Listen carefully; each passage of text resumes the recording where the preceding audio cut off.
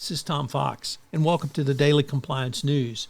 Today, I want to begin by telling you about an exciting new podcast I'm beginning this week. It is AI Today in 5, where I curate 5 stories about AI and how it works in compliance and general business application that you can use in your business or in your compliance world on a daily basis.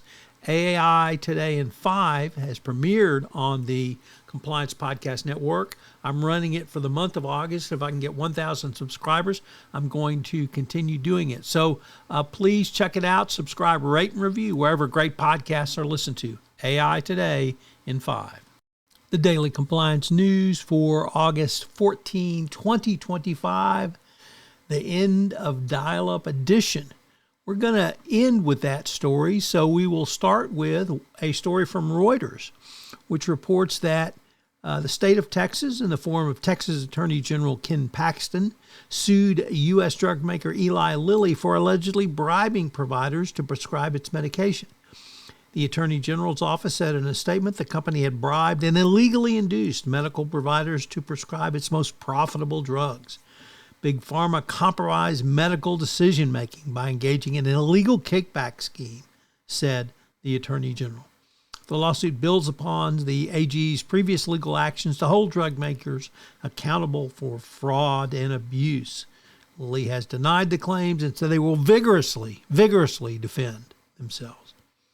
Next up from the New York Times, the U.S. government's ethics watchdog warned this week that Treasury Secretary Scott Bessent has failed to comply with an agreement which required him to divest his financial assets, posing potential conflicts of interest as he heads the Trump economic coup.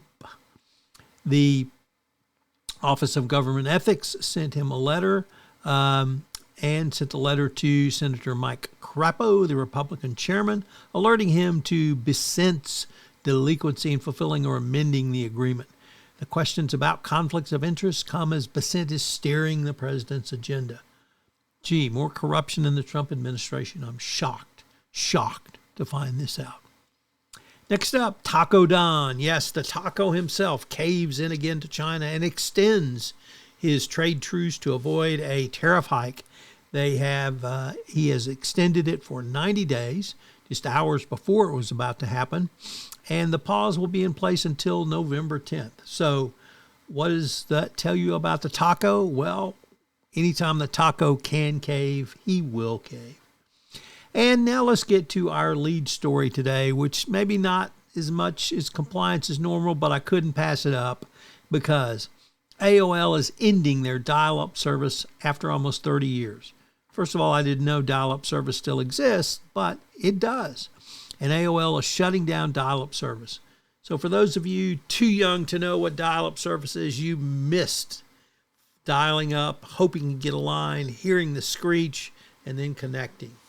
It was launched more than 30 years ago, and it was ubiquitous in the 90s. The AOL itself, of course, has gone through multiple economic disasters, including its purchase of Time Warner, which was roundly panned as perhaps the worst corporate merger of all time. And Steve Case, AOL co-founder, said, "Thanks for the memories, R.I.P." So AOL and dial-up are now in our rearview mirror. What's going to happen next?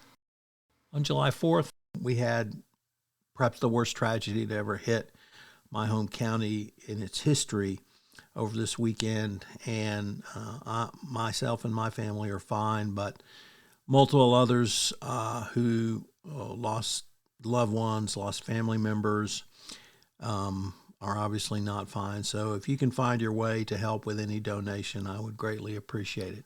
This is Tom Fox. Thank you. The Daily Compliance News is a production of the Compliance Podcast Network and a proud member of C-Suite Radio. Thanks so much for listening. I hope you'll join me again tomorrow.